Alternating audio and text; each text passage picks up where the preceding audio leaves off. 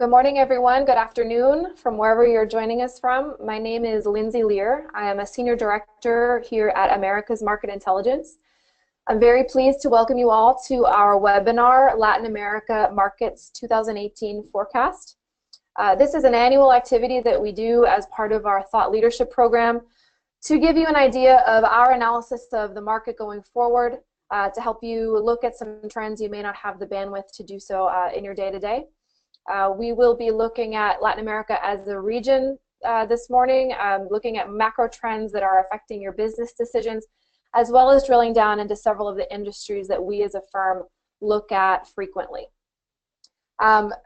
This session today will probably, for many of you, only whet your appetite, will probably beg a lot more questions that you may be interested in following up with afterwards. We really encourage everyone to open up that discussion with us after the session to continue a conversation that's really relevant to your particular situation. Before we get started, I'm going to lead us through a brief introduction of AMI, then I'll introduce our speakers, and then we will get into the real meat of the presentation. So for those of you who are not familiar with AMI, America's Market Intelligence is the premier market intelligence firm for Latin America specifically. We've been at this for almost 25 years, getting started in 1993 in Mexico. Our head office is currently located today in Miami.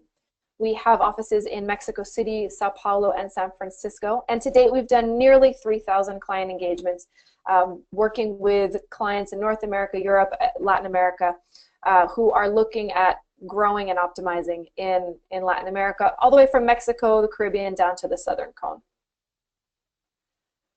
Our clients hire us to help them make essentially business decisions that tend to fall into one of three categories. It may be related to growth, entering a new market, deciding to launch a new product, or buy a new company in the region. It may be an assessment of risk. What does the competitive landscape look like? What is the regulatory and business volatility risk? Or it may be related to performance, and they might ask us to measure their market share or KPIs on an annual basis. These are just some examples of the types of engagements that AMI does for its clients. We have a very diverse industry experience across a number of industries. We are particularly strong in a select few number of industries that we will discuss in depth in this webinar.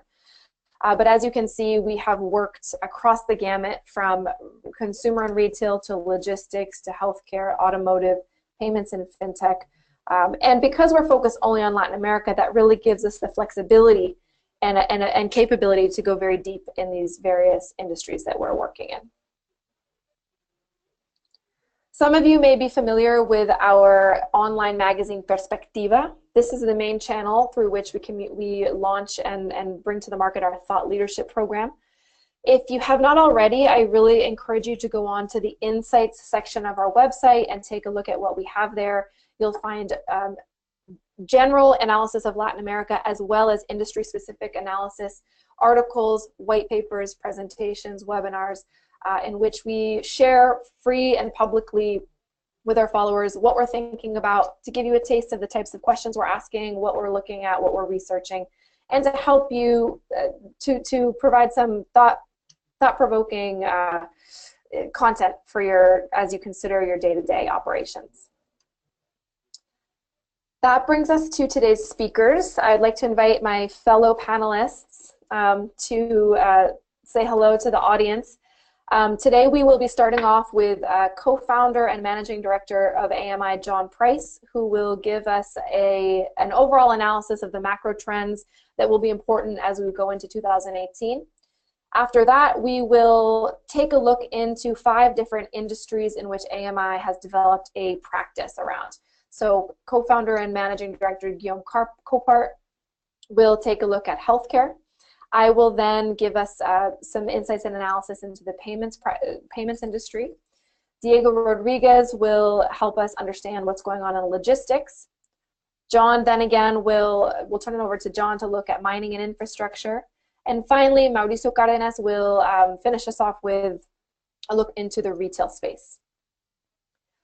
Just a couple of housekeeping items before I turn it over to John to get started. Please note that this entire webinar recording and the slides will be made available to everyone as once we finish the webinar, so you can relax and just listen. You'll have access to all the resources afterwards. Also, we encourage you to please interact with us throughout this session. On your GoToWebinar panel, you'll see a questions tab where you can write in your questions. We'll be answering them live at the end of the session as time permits, and if we don't get to your question, we will answer them by email following the webinar. So with that, I would love to turn it over to John, who will give us his analysis of major trends shaping the region. Terrific. Thank you, Lindsay, and good morning, everyone. Good afternoon to some of you. As we look at the region, you know, it's important to remind ourselves of just how globally exposed Latin America is. And there's a few reasons for that, but it really harks back to the fact that about $4 trillion of savings of Latin American companies and individuals is kept offshore. Why? Because they don't have sufficient faith in the strength of their own currencies and the administration of their own governments. And so that money parked offshore leaves the region short of capital, so they have to borrow money from abroad to finance government, to finance business. And as a result, Latin America has to service that debt, and they so often do that through the surplus exports of commodities. And traditionally, as this slide shows, the main commodity groupings of industrial metals and energy prices have generally moved together, such that the region has fallen and risen together. However, we're at a bit of an anomaly at this point in time, where we have, where both energy and metals fell between 2013 and 14, and metals have begun to crawl back as more infrastructure spending resumes, particularly in Asia. But energy prices remain historically low. And that's really a result, there's been plenty written about this, of American production, the agility of American production and technology put into fracking. But what it means for Latin America is that certain countries are advantaged, energy importers as well as industrial metal producers, and those who rely traditionally on oil exports to fuel their economy, they are suffering as a result. And on the next slide, we have a more sort of precise analysis of this country by country, where the countries in the green on the left are those countries that are net importers of energy, and the countries on the right are net exporters of energy. And as you can see, now you begin to understand the degree to which, for instance, the drop in oil prices have impacted Colombia and Venezuela and Ecuador. If you look below at the chart, you'll see that over the last 2 years and 1 year forward, there's been a pretty dramatic difference in growth patterns between those countries in green and those countries in red. That difference is diluting over time as countries and economies adjust to this new reality of low energy prices. But it has been a painful adjustment for some and a boom for others. If we move to the next slide. We cannot talk about Latin America and the externalities of Latin America without, of course, analyzing the US economy. And when you sort of wade through the tweets and the headlines that seem to keep us all distracted, one has to really understand what drives the US economy. And it has its own private sector driven business cycle, as well as strong influence paid by the US Fed and the rates that it chooses to peg. And after a decade of historically low interest rates and 7 years of successive gradual recovery, the US has now reached pretty close to full employment, and wages are now beginning to go up. And this has nothing to do with who's in the Oval Office. This has everything to do with the business cycle and the Fed. Now, the Fed at this point, I think regardless of who is named the next Fed chair, is going to have to raise interest rates. And they've already begun this path, and we'll see them rise next year and the year after, until such time that inflation is kept within the 2% target. There are countries in Latin America who benefit from a strong dollar. Most do, most particularly the ones on the list on the right, which are strongly correlated economies with the US economy. They benefit from a strong dollar that leads to outsourcing of manufacturing, outsourcing of services, the receipt of American tourists, the receipt of American monies into their banking systems, etc. So as we can see, one of the positives going forward in the next couple of years for Latin America will be a strong US dollar and full employment in the United States, which will keep outsourcing strong. And that's important to keep in mind as the NAFTA debates are going on right now. The next slide looks at the other big external player in Latin America, and that is China. And China has been especially relevant in those countries that are large exporters of raw materials, because China has its mission of keeping as many people employed over the next 10 to 15 years, because they know that full employment is key to their own political stability. And there is a migration underway in China from rural communities to the cities that is only halfway through its full path. And so China must maintain a cheap currency and full employment. And part of that is to secure long-term, secure access to raw materials. And that has driven much of their acquisition activity in Latin America in recent years, as well as bilateral loans to countries like Ecuador and Venezuela with the guarantee of oil to pay for those loans. But now Chinese engagement is broadening. China, which went under a massive expansion of infrastructure, now cannot afford to finance that infrastructure at home and is moving projects offshore. You have your one road across southern and eastern Asia, and now also in Latin America, more investment in infrastructure. China now has its own branded products in automobiles and electronics, and they're looking for middle-income markets to sell those products to. Latin America is a target for their expansion. Last but not least, for the Caribbean especially, is the big story in tourism will be outbound Chinese tourists over the next 15, 20 years. It will drive the world's tourism growth. And the Caribbean is highly ranked on the bucket list of Chinese travelers. So the Caribbean is getting ready with Chinese money to receive those people. So these are all positive forces on the Latin American economy. We'll go to the next slide. Business confidence, taken by polling business leaders across Latin American Caribbean countries. As you can see, it fell to its bottom numbers in 2015. 2015 was an awfully difficult year for Latin America as currencies tanked with the drop in oil prices.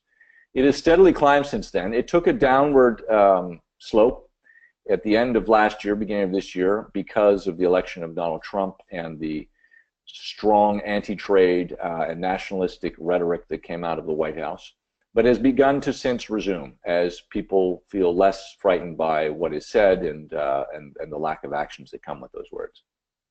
Now on to the next slide. We have to talk, of course, about the political movements in Latin America. Now, Latin America is no different from the rest of the world. Politics is generally driven by local issues, but there are some trends that one has to accept and reflect upon. One is the fact that we had largely leftist populist governments in place in many countries during the commodity boom. And when commodity prices fell and governments had to make cutbacks, painful cutbacks, they were punished by voters. And so it tended to be the left-leaning governments that were punished by voters. And so as elections came up, they moved to center-right parties. Macri in Argentina, PPK in Peru, the Venezuelans voting for opposition in congressional elections, the Bolivians denying Evo Morales a fourth term, etc. But that drop in in commodity prices also revealed the degree to which corrupt practices had become the norm across all countries in Latin America, especially around large infrastructure spending.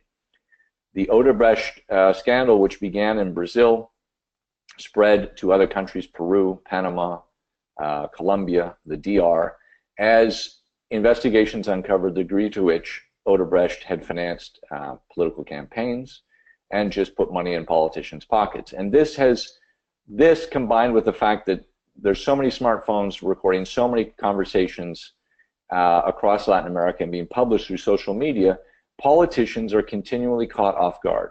And you see very low support for the leadership in Brazil, Mexico, Colombia, Peru, and elsewhere.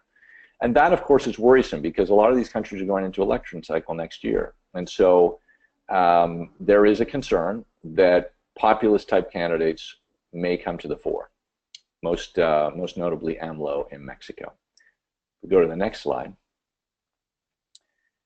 What we see also is that and we're going to talk about where we are in the business cycle, and the business cycle has bottomed out and is now on the rise, but it's not because of public spending. In fact, most governments, as these numbers reveal, are still trying to cut back on massive deficits, and so they're cutting back on spending. There's not a lot they can do revenue side. And so what we see is very few countries in Latin America have the freedom, the latitude to be able to spend more. Perhaps Chile and Peru. The others, much less so. So growth going forward is not going to come from public sector spending. It's going to come from the private sector. At this point, we would like to ask you all a polling question, if we go to the next slide. And that question is, we'd like to understand what you expect from your Latin American businesses, be it a division or a group of countries, how they will grow next year on average. And if you could act quickly over the next couple of seconds to answer this question, we will then calculate the results and integrate it into our next slide. Working behind the scenes is our head of digital marketing, Abel Delgado, who is going to share the results of this poll with us momentarily.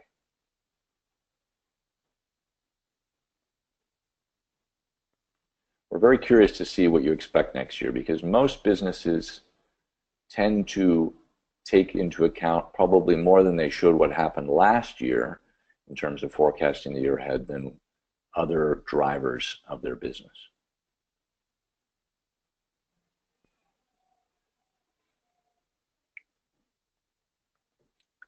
Okay, so if I were to take a if I were to try to average out what this number is, I'm going to say it's somewhere around 7% average growth next year in your LatAm business. That is more bullish than I anticipated, and that's a great sign. If we go to the next slide, we'll see what we are anticipating in terms of our forecast for the region. Now, most forecasts that you'll see, most numbers you'll see, will be real growth in percentage terms, and that's based upon local currencies. But what that doesn't factor in is what happens when you measure in dollars. And it's important to also measure the region's growth in dollars, because so much of our businesses that we invest in Latin America have a strong dollar cost component. So as you can see, in 2014 to 2015 to 2016, as currencies dropped with the drop in oil prices, drop in mineral prices, the region lost over $1 trillion of GDP.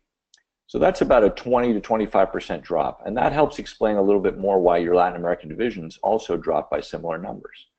But now that we're on the upside, and 2017 saw some recovery, and we'll see more next year, we believe that the upside growth will be almost as dramatically strong as well, and we'll have full recovery somewhere between the end of 2018 and early 2019 in terms of the size of the business opportunities in Latin America.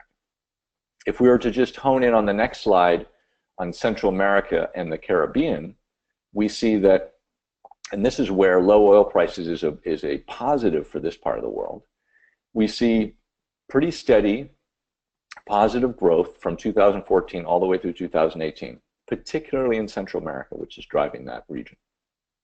And that, again, is because of low oil prices, as well as other factors. The next slide. Now let's hone in on a couple of the biggest economies in the region. Now, Brazil, of course, is being in a sort of political quagmire now for about 2.5 years, as Dilma was facing strong resistance that led to her impeachment, and the entry of Temer under very little public support that led to indictments of some of his cabinet, twice attempts to indict him. He was defended by the court system, but in the end, Brazil is still in a sort of political no man's land. Temer, in spite of putting together a very talented cabinet and even having tacit support from Congress, has had trouble pushing through as many reforms as he would like because his own political capital is so little. But the business cycle in Brazil has begun to recover. The crisis in Brazil that started in 2013 has really led to massive indebtedness and bankruptcies in the corporate sector. Much of those balance sheets are being fixed. The household balance sheets are, I would say, about a third of the way through being fixed. But what you're seeing is loans going into well-managed corporate sector companies again, and we see loans also being extended to the consumer more slowly. And as we see a resumption of FDI levels as well as imports. So Brazil is gradually on the mend in its private sector. The political situation will hopefully bring a little more clarity with next year's elections. It is a very fragmented field. Lula is certainly the most popular candidate at this point in time, but he may not be able to run. He is, as of now, he cannot run. He is trying to protest that in the courts. We believe he will not be given the permission to run. And at this point, it'll probably come down to the left supporting Marina Silva, who is known as a clean candidate and therefore not affected by all the corruption scandal. And on the right, there's a new field character, João Doria, the mayor of Sao Paulo, who is a businessman by background and therefore not tainted by sort of political scandal. He's popular, it's certainly in the southeast, and it will be very interesting to see how Brazil votes. They will probably vote for candidates like that do not have a political history tied to corruption. But more importantly, the Congress will continue to be fragmented. And let's talk about Mexico briefly. In Mexico, the issue of the day right now is NAFTA, and it will be an issue that we believe will influence Mexican politics right up through the election next year. Today, the news broke that Canada and Mexico have both officially rejected the U.S. proposal, now in the fourth round of the NAFTA negotiations. The first three rounds were relatively easy to get through. The things that everyone shared in common were dealt with, but now we're getting into the contentious issues, and the U.S. proposal seen by both governments is too aggressive. So what happens next? Well, there is a very good chance, we believe a more than 50% chance, that Mexico will walk away from the NAFTA negotiations, and possibly Canada as well. Canada probably has more to lose by walking away, because Canada does not have a significant labor price advantage over the United States, and therefore disruptions in the supply chain could easily move factories from Canada back to the United States, and that would be really tough on the Canadian economy. They're predicting a 2% drop in GDP if NAFTA is suspended. In Mexico's case, Mexico would still be protected by most favored nation status under the WTO, which would give them close to free trade access into the U.S. On the other hand, U.S. products going into Mexico could face tariffs up to 30%, which is within their right as an emerging market to slap those kinds of tariffs. So we could see big tariffs on U.S. agricultural products. And the Mexicans are working very hard with certain corporate interests, certain agro interests in the United States to keep the U.S. At the table. But as a result, regardless of how things happen, this will be a huge debate issue in Mexican politics. This tough three-way race right now between AMLO and the presumed candidate of the PAN and the presumed candidate of the PRI. And right now AMLO is slightly favored, and certainly the degree to which NAFTA remains a contentious issue, he will probably continue to favor him. We don't expect him to be quite as radical as some fear, but if this NAFTA tension remains high, Mexico's own nationalist instincts will come to bear in the politics and policy under the new president of the United States. So with that, let's move on.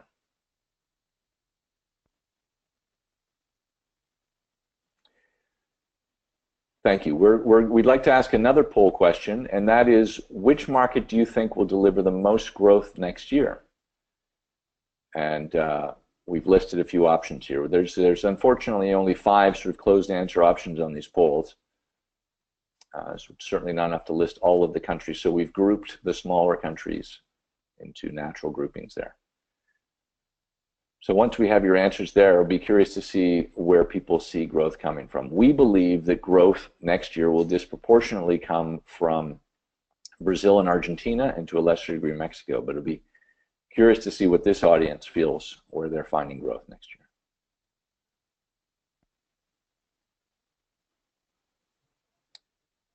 Okay, let's go ahead and publish those results.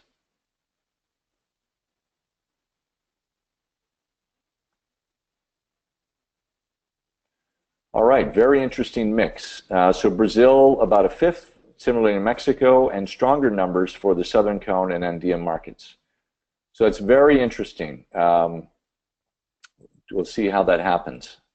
But that's great to see. Thank you very much for participating in that. At this point, we're now going to begin our sort of deep dive on a couple of our industry practices, and I'd like to hand over the microphone now to Guillaume Corpart, who, amongst other things, runs our healthcare practice. Thank you, John, and thank you for this wonderful introduction. So, hi everyone.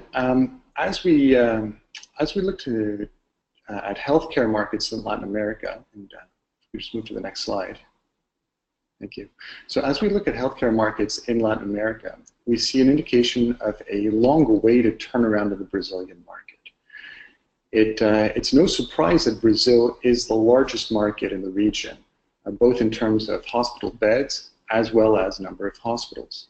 So a turnaround in the Brazilian market really has a strong and positive impact in the region as a whole, affecting the lookout on all other countries. When we do our internal analysis of the 2017 forecast, we're able to see that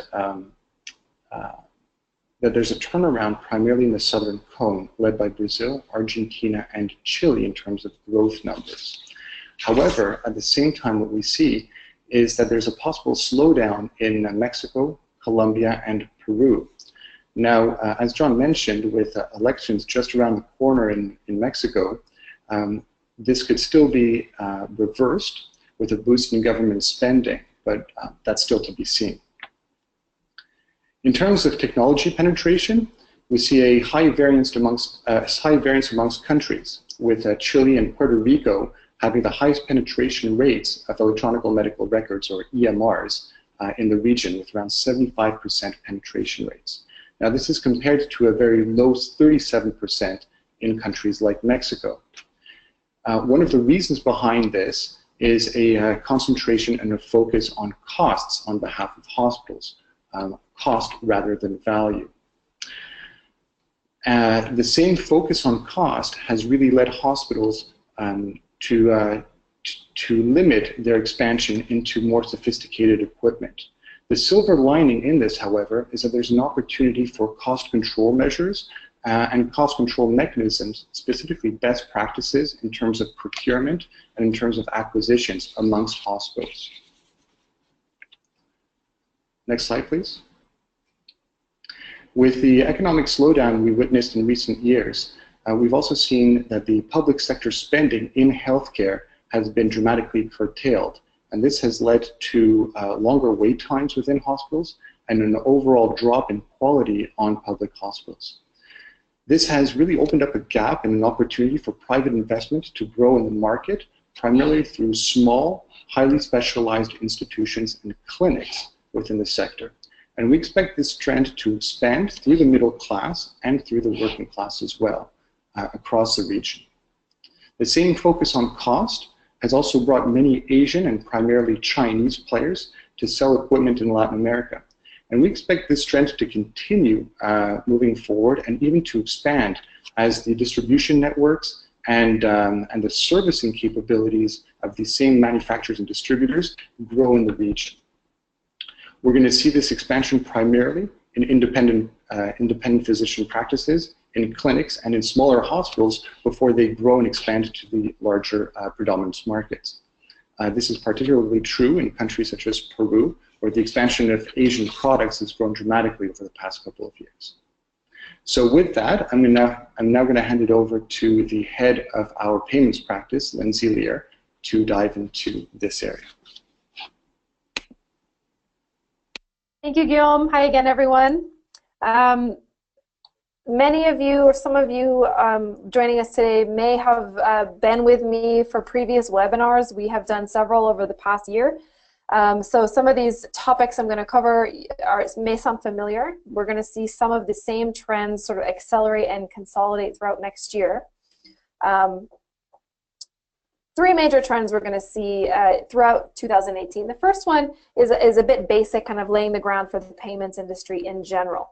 We've got a convergence of favorable factors that will promote the adoption of digital payment methods in Latin America. This is unique to the region when we consider other global regions. We've got a bulk of the population within an ideal age group of 25 to 35 to adopt technology. It's a highly urbanized region, so people are condensed, are in contact with each other, and it's easier to reach those central urban populations. And as we well know, smartphone penetration has finally exceeded 50%. So we've got a critical mass of people who are online and ready and able to consume. That kind of sets the stage for these other two trends. And we're going to see an increased adoption of digital payment methods, which will drive the industry. However, this may not look as we may expect. We've seen a lot of different technologies being pushed into the region that haven't necessarily scaled. I like to talk about that quite a bit in my articles. What we have seen and what we will continue to see is the growth and proliferation of cash-based and prepaid payment methods. Because of the difficult access to credit cards in the region, local players have been very creative and very successful at understanding how Latin Americans like to pay for things. So OXXO has been a leader with OXXO Pay, with the Tarjeta Saldazo. We've also got niche players like PaySafeCard coming in and enabling payments for digital goods, for which there are very few good options for people who do not have a credit card and want to consume online. Finally, a more structural trend that will be extremely influential is the continual opening up of the acquiring space. This began a few years ago with Brazil as acquirers were forced to become multi-brand, and has really went from 2 acquirers to now more than 10 in Brazil in a very short amount of time. We can expect that to happen in 3 different markets in the next year and in the short to medium term. The imminent sale of Prisma in Argentina, which today is considered a monopoly, controlling 70% of the market more or less. We're seeing a new acquiring and processing network come into Colombia, breaking up the duopoly that has existed for many years. And we see regulators putting pressure on the acquirers in Peru to become multi-brand, similar to what happened in Brazil. This will make the overall acquiring space more open, more flexible, more competitive, provide a better experience for consumers, a better pricing environment, and will just make for more exciting times going forward in these 3 markets, which are really up and coming in the payment space. In terms of what events will shape the region next year, sort of one that will be very influential and very important, that many of us are already very well aware of, is the increasing penetration of both Amazon and Alibaba. These 2 giants have made very strong inroads already into Brazil and Mexico, and will continue to seek to gain market share in all of the major markets in the region.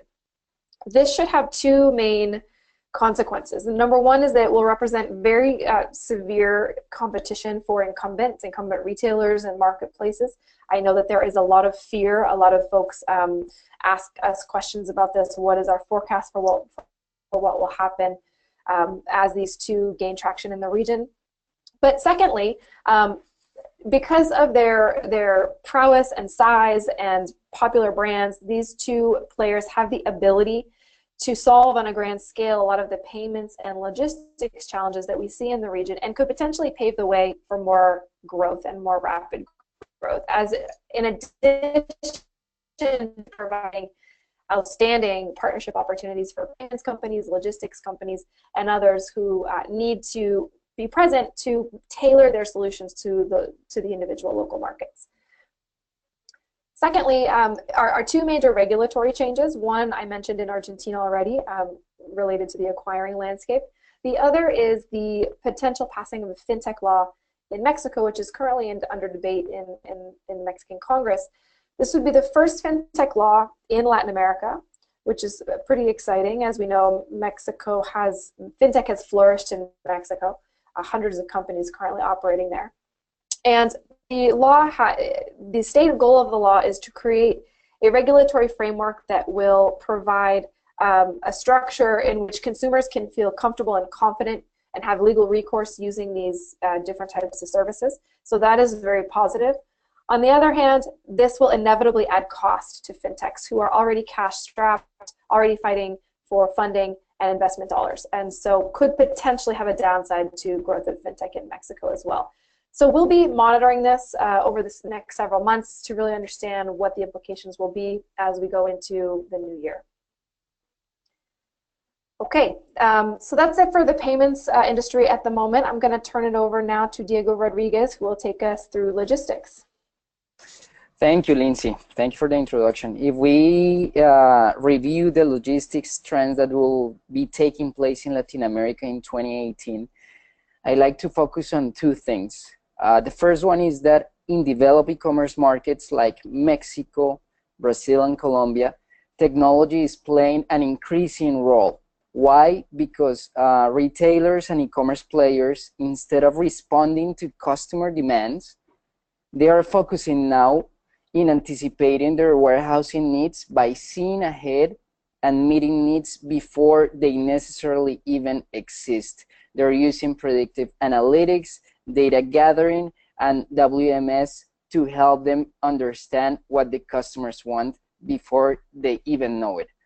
Also, companies in need of short-term warehouse space are getting connected through marketplaces to other companies with floor or rack and truck space to spare in a form of crowdsourced freight service. All of this is basically aimed to reduce logistics costs, streamline operations, and cut express freight. The second point that I like to raise this afternoon is that the expansion of cash on delivery in the e-commerce space represents a great opportunity for the logistics firms. Why? Because the e-commerce volume captured by payment processors in 2016 reached 63 billion. But according to our estimates, we believe that if we include the cash on delivery, it could reach up to 100 billion. And this is very interesting because it could represent a new source of revenue for logistics firms if they start collecting cash on behalf of online sellers. And also, companies in Latin America will benefit from selling to unbanked customers and to expanding the e-commerce pie. But there are some risks associated to cash on delivery as well. High non-fulfillment rates, of course, and cash collection could become a liability for logistics providers from a security risk standpoint. If we move on to the next slide, we will see that the logistics sector disruption opportunities in 2018 are closely related to what I just mentioned in the trends. First, companies like CargoX, Rápido, and Chasqui, thanks to their Uber model, are squeezing profits out of the inefficiency of empty backhaul, connecting shippers and drivers by way of a dynamic spot pricing. This model is gaining the critical mass necessary to further reduce shipping rates and increase competition in the region. On the other hand, established marketplaces for carriers is a concept that allows shippers quote online a freight service. This model could be licensed by 3PLs in the region, enable them to outsource its own transportation needs to a vetted transport carrier community, of course maintaining the quality of service, which will eliminate the need among 3PLs of owning their trucking fleet. All of this will reduce operational cost, favoring pricing and efficiency among logistics providers. Logistics firms, they should take advantage of partnerships and cooperation. And having said this, we encourage all logistics decision makers to pay close attention to technology in the next year, how disruptions will affect your companies, and how your firms can incorporate, leverage, and emulate technology's success stories to differentiate from your competition in the region. So having said this, I will turn back the word to John, who will be talking about the mining infrastructure outlook in the region.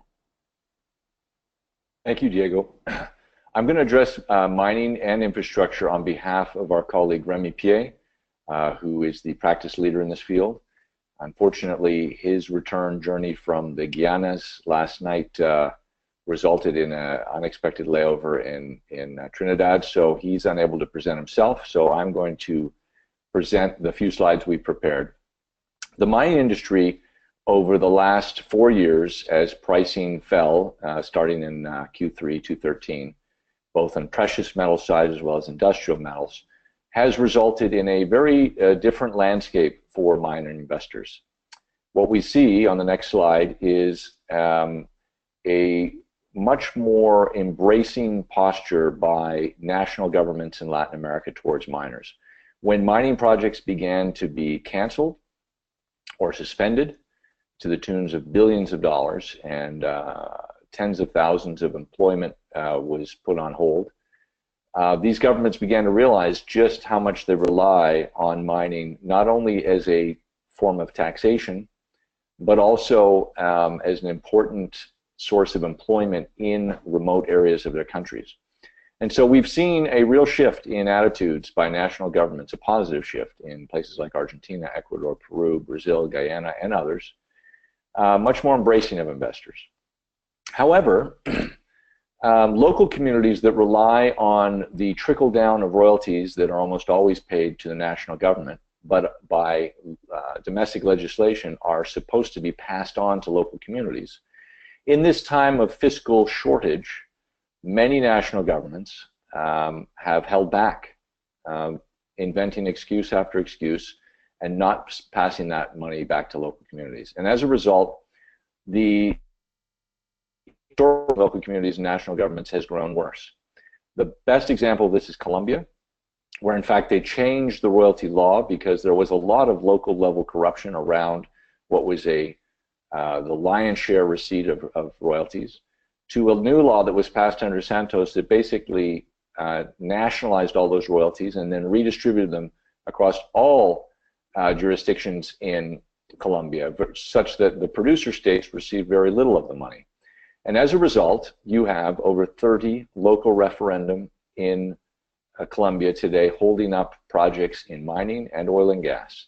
And this local referendum is the latest tool used by local communities to voice their discontent, and has become a new challenge for miners who now realize that their lobbying efforts must not be limited to the national governments, but also need to embrace local communities.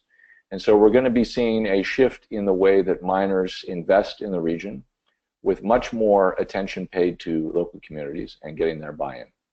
And that's a challenge because that requires more resources, that requires different skill sets, and but it is something that is going to be the new norm going forward. Now on to the next slide, we'll talk briefly about infrastructure. Now, of course, what drives infrastructure across a region as diverse as Latin America is multifold. So let's just talk about a few of the main drivers. Infrastructure, if you go back enough years and look at the patterns of infrastructure spending in Latin America, you know that in the days of sort of the heydays of high commodity prices in the 70s, it was the public sector that financed a lot of infrastructure. And then in the very fiscally constraining 80s and early 90s, the public sector didn't have the money to spend on infrastructure, and so the private sector came in. Well, during the commodity boom cycle of 2003 to 13, it was the public sector that again took the lead on infrastructure spending, particularly roads, bridges, ports, public housing, etc. And what has happened is when the commodity prices dropped again in 13 and 14, they were sitting on, you know, as much as 20 to 25% less revenue. And most of the governments in Latin America are very constrained in their ability to reduce headcount in the public sector. In Brazil, it's downright impossible. And so as a result, it's discretionary spend items that tend to get cut first, and those, the biggest ticket items, are infrastructure. So public spending in infrastructure has really dropped in the last 3 years. We speak often at the construction sector conferences, and we've heard this anecdotally as well as seeing the statistics. But what we have seen is those countries that put together legal frameworks to support PPP financing, public-private partnership financing, are seeing some projects going forward. But we also had a new complication last year, and that was the Odebrecht scandals that moved beyond Brazil into other countries and scared project financiers who did not want to be wrapped up in shareholder lawsuits as well as other types of investigations, including criminal investigations of this corruption. So a lot of the financing and a lot of the money that was sitting ready to go into infrastructure ended up being frozen. And now the problem is we have major elections in Colombia, Brazil, Mexico, Chile, as well as legislative elections in Argentina. And so the biggest markets in the region are now at the end of a political cycle awaiting the new one. And that typically also, if projects are lined up, it leads to sort of last minute spending. But if those projects are not lined up, it means that a lot of investors are going to sit on the sidelines for another year. So we do not see big public infrastructure spending, at least in the largest economies in Latin America, moving forward with any great velocity, exceptions noted, until end of next year, end of 2018 to early 2019.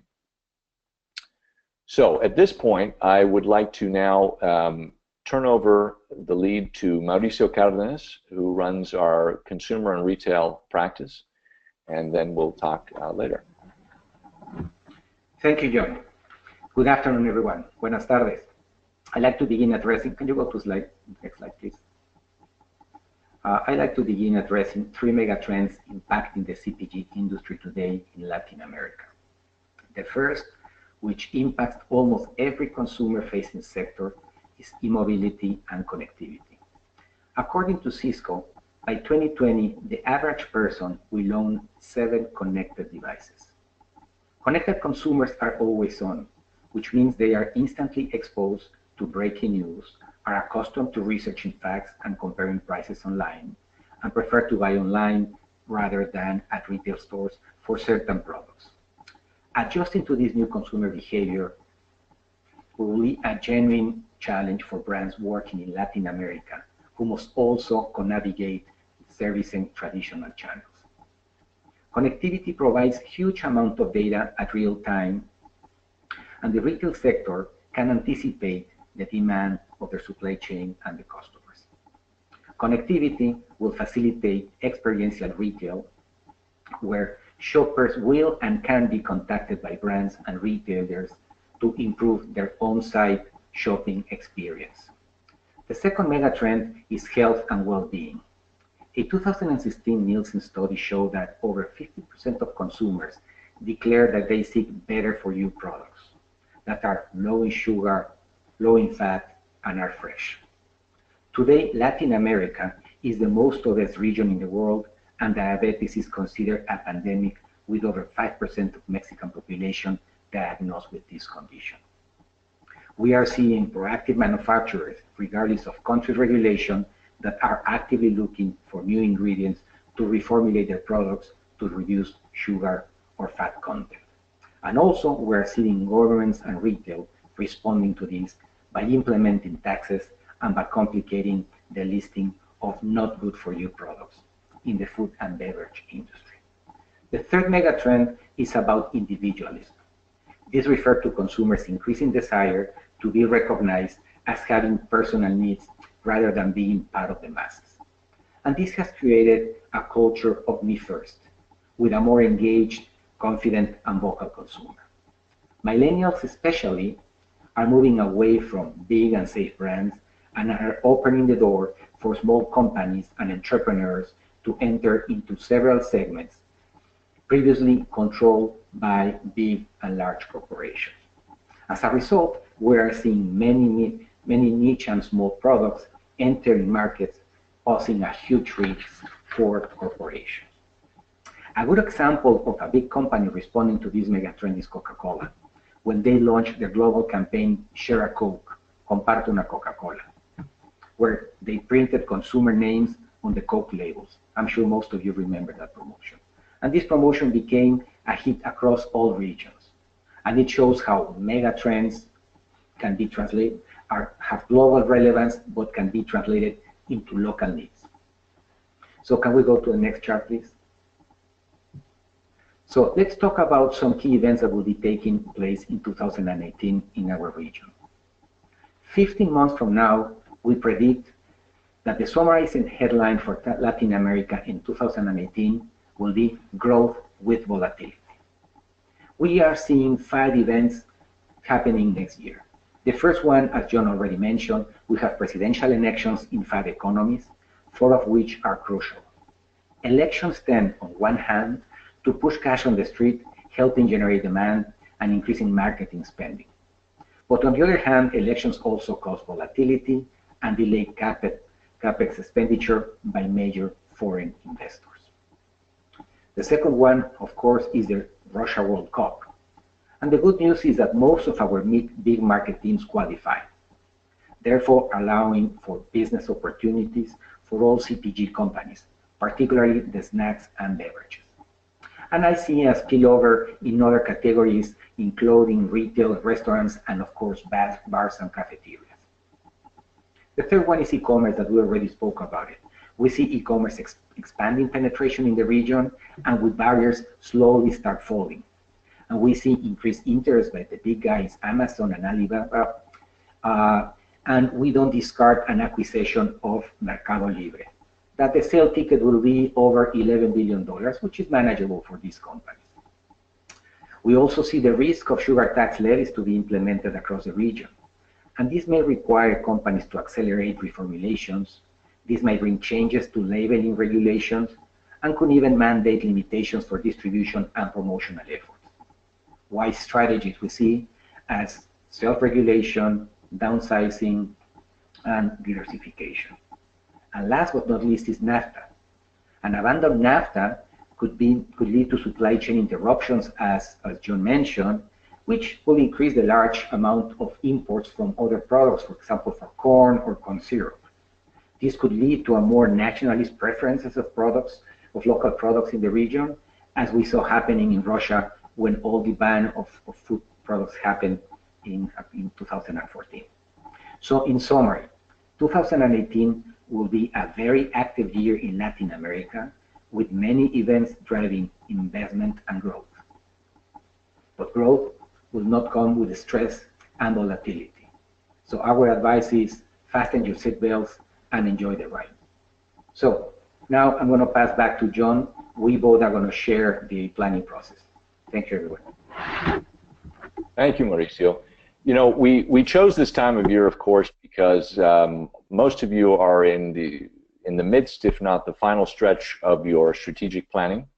And we're hoping that our insights here might help you fine-tune that.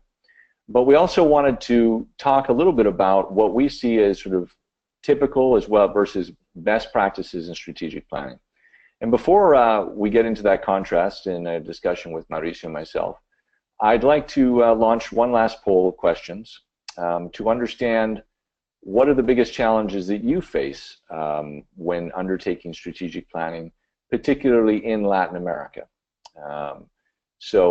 Again, we're limited to 5 fixed responses, but hopefully there's enough variety there to capture at least one of the most important challenges that you face. So if you could pick one that, they're all challenges, we recognize that, but the one that has proven the most challenging for you in recent years that you may have attempted strategic plans in Latin America.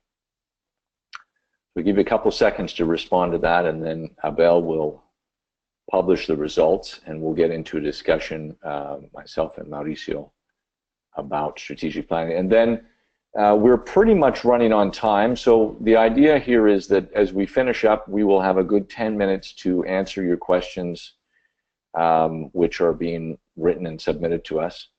But we also want to point out that given the fact that there was a little over 500 people registered for this webinar, we probably won't address all of your written questions, and so I would like to let you know that we'll do our best to respond to them by written response, those that we cannot address on the air. So very interesting, strong correlation around volatility and lack of intelligence, lack of information as being the really two biggest obstacles. So that's great for us to know. You know, the two sort of go hand in hand. The volatility makes it really challenging for forecasters to look forward more than a couple of years, which is sort of so it's sort of a vicious cycle there. The volatility leads to a lack of intelligence, which leads to less comfort about understanding where things are on the medium to longer term. So that's great feedback for us. We appreciate that. Okay, let's now go to the next slide and talk about what we have seen as some of the traditional planning methods and the challenges that come with that. A lot of you, when you face strategic planning or even annual plans, there's a couple of challenges here. One, on the, you know, the whole notion of an annual plan is to, of course, align, you know, to prioritize budget items for the year in advance. But that very short-term thinking that goes into an annual plan usually means that you major trends that are evolving more slowly. And it also means that you tend to be sort of driven by today's headlines.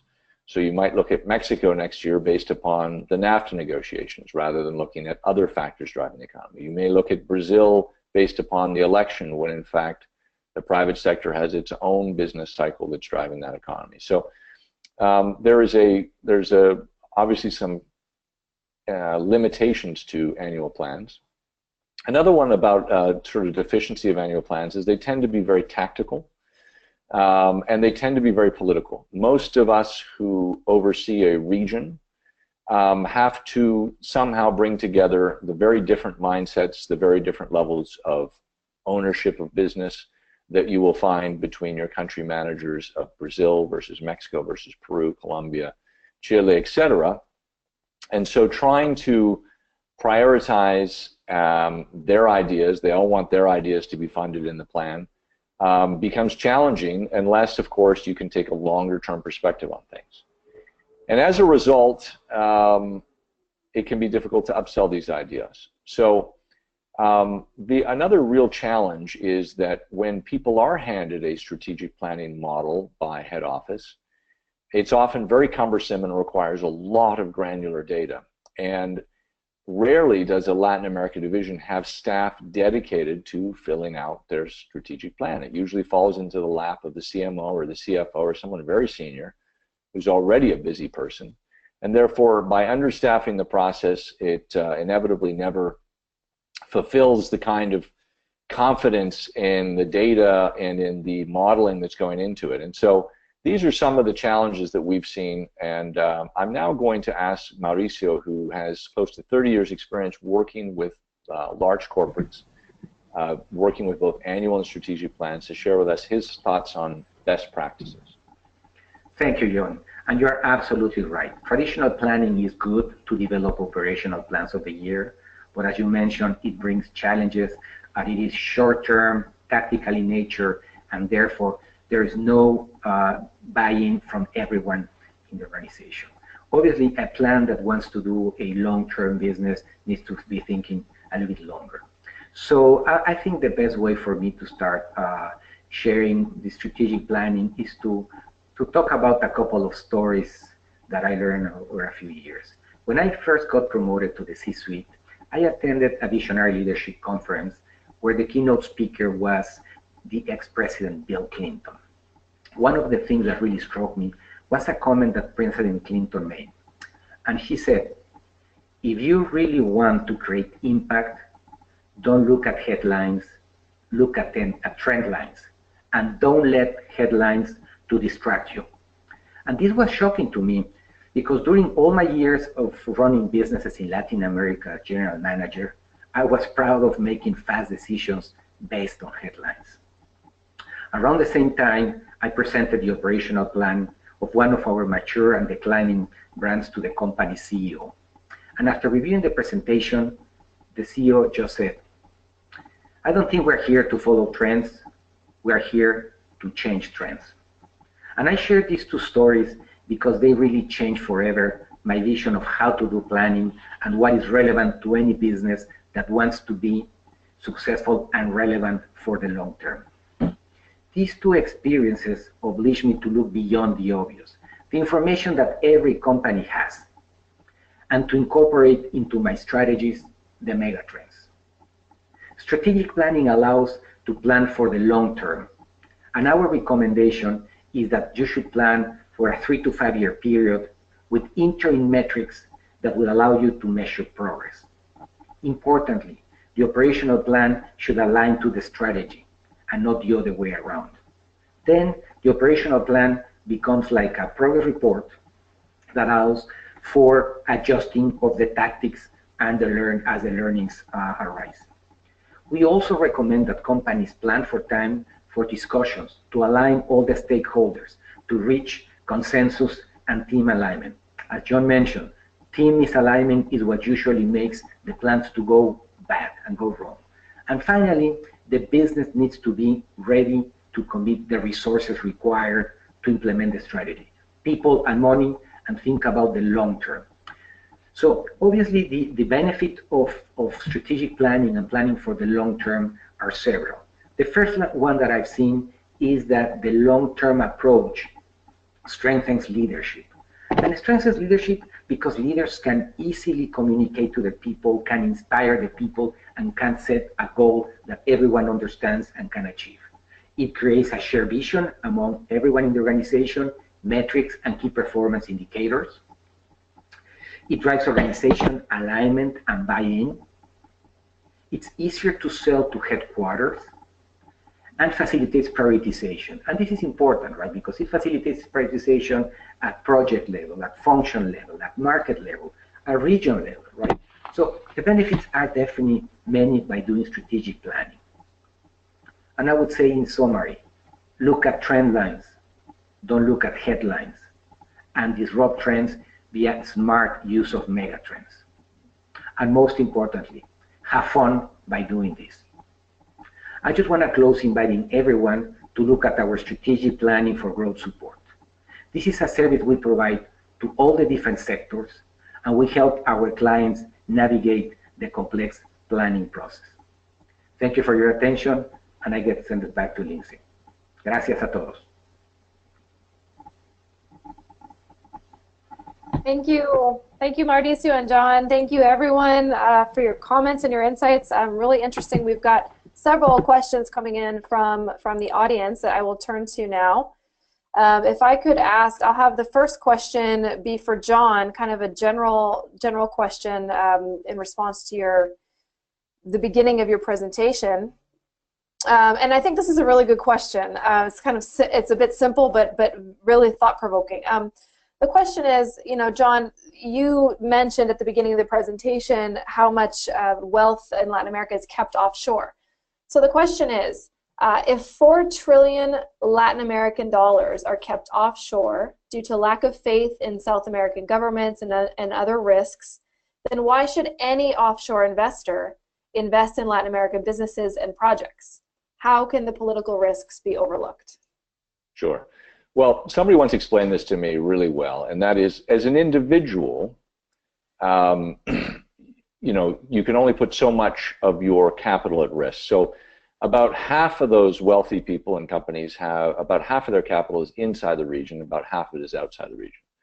However, if you are a large investor, if you're a General Electric, if you're a General Motors, or if you're a financial investment bank or a financial investor, a hedge fund, you are looking for both risk and return, as well as low risk and covering that risk with lower returns.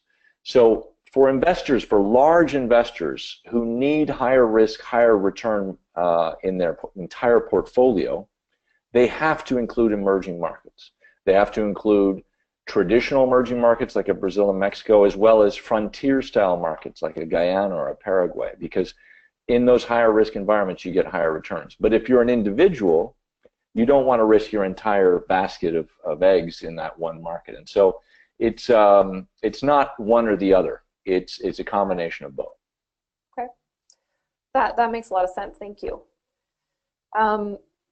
Guillaume, I'd like to invite you to join us for a question for the healthcare practice. Where do you see, a little bit more specific here, where do you see the most growth in the region for international dialysis providers? So there's a direct correlation between obesity and dialysis, and when we look at the markets in Latin America, we see that there's really two Latin Americas. On the one hand, we have the really obese countries like Mexico, Venezuela, Argentina, and Chile, which have over 30% of the adult population in the obese category. And then we have the other countries, including Brazil, with less than 20% of the adult population being obese. So in terms of growth markets, I would certainly put Mexico, Venezuela, Argentina, and Chile in that category, with Mexico leading the trend.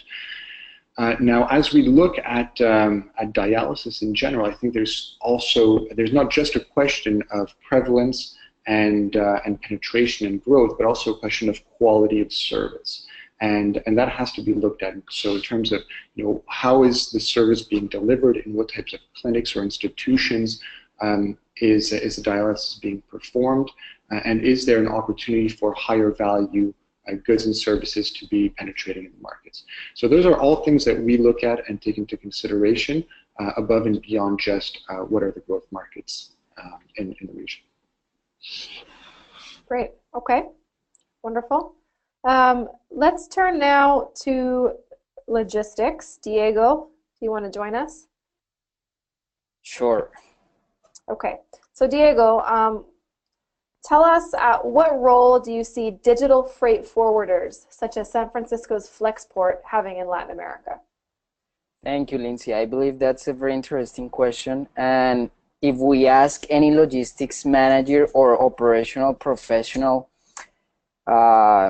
responsible for managing the supply chain in Latin America, they will tell you that so much time is wasted waiting around for freight forwarders to get back to them, especially in countries like Brazil or Mexico. I would say that digital freight forwarders have a great opportunity in Latin America. I could just mention one of the success stories in the region, like Guru Cargo, which is one of the most interesting startups in the region. It offers services to more than 100 cities around the world, and I believe they're currently servicing more than 4,000 users. So I strongly believe that the freight shipping industry in Latin America is ripe for innovation and a disruptive technology platforms.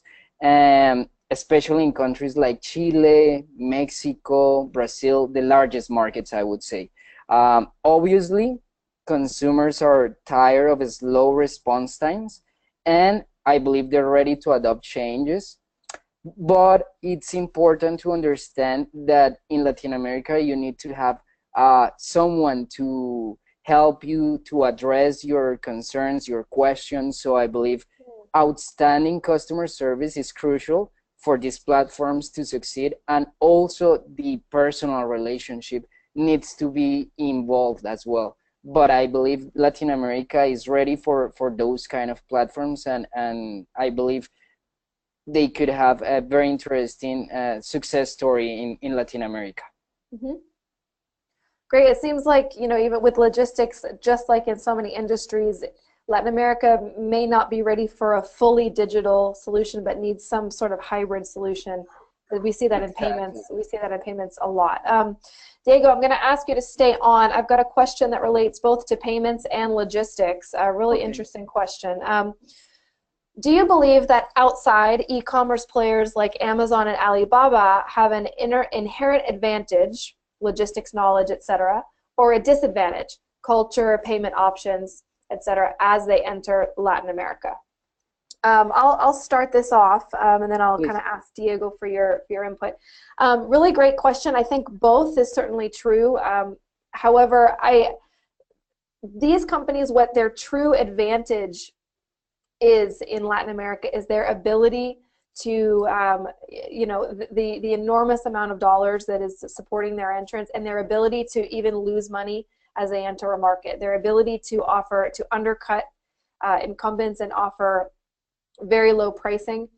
You know, people even shop online at Amazon and Alibaba, even cross-border, because of their pricing and their vast variety of products that are not available locally. So in that case, they have a huge advantage logistically, and Diego can touch on that, and able to source and provide products from all over the world, and simply their ability to beat their competitors in terms of pricing. They are certainly at a disadvantage as well. I think the advantages are stronger than the disadvantages, but their disadvantages do have to do with localization. Payment options, you mentioned, is a great one. As I've mentioned in other webinars, if you're relying on a cross-border strategy without enabling local payments, you're only going to be able to access about 15 to 20% of consumers. And so figuring out how to enable local payments and local consumers to buy on your website is really key, and it's a very steep learning curve to climb, and it's different in every country. So that is certainly a disadvantage, and I'm sure, you know, on the logistics side as well. Thank you, Lindsay. To add to your comments, I would say that the great advantage that Amazon or Alibaba can provide is in Latin America, as in any other part in the world, customers want fast and free. And Amazon and Alibaba, they know how to provide that in terms of logistics. They know how to provide fast fulfillment, and they have the knowledge when they're dealing with sales direct to consumer. So I believe those are the advantages that they have. In terms of the disadvantages, is that they won't be able to succeed if they don't have a local presence. They need to participate, and they need to be in the ground to have a success. The cross-border story is very interesting in terms of consumers. They know about their brands, they know about their pricing, and I believe they won't be able to reach the potential unless they are in the market. And I disagree in terms of the disadvantage of the culture. I believe that in Latin America, the working culture and the habits, the consumer behaviors are quite similar to what we could see in the US, let's say, in terms, they want everything fast, they want everything for free, of course, in terms of delivery. So I would disagree in terms of the culture, but of course the disadvantage that you mentioned, they're very important to have in mind when they're thinking about going to market. Great. Okay, now we have a lot of more questions kind of coming in, and we, as John mentioned, we will attempt to answer these in writing if we don't get to your question. Thank you so much for your participation. I'm going to do one more here so as not to take advantage of folks' time. Let's touch on the retail sector. If I can invite Mauricio to join us again. Hi. Hi. So tell me, kind of a general question here about what about retail? What are the possible trends in general for brick and mortar? We talked quite a bit about e-commerce, sort of these e-commerce giants coming in. What do you see playing out in brick and mortar retail? Yeah, what we are seeing in the general retail market, particularly in the clothing and electronics, is that consumers are switching to buy online. They are looking for deals, and they are switching to buy online, and therefore the stores are closing. However, there are categories that consumers still prefer to buy online, to buy on the store by itself, and retailers are learning about that, right? So retailers are learning and are changing the way they do business. That's why we're starting to see an omni-channel. So the consumers are looking online, are going to trade, and they are also going to buy in some places. So the projection is that the retail will evolve, but the stores will remain.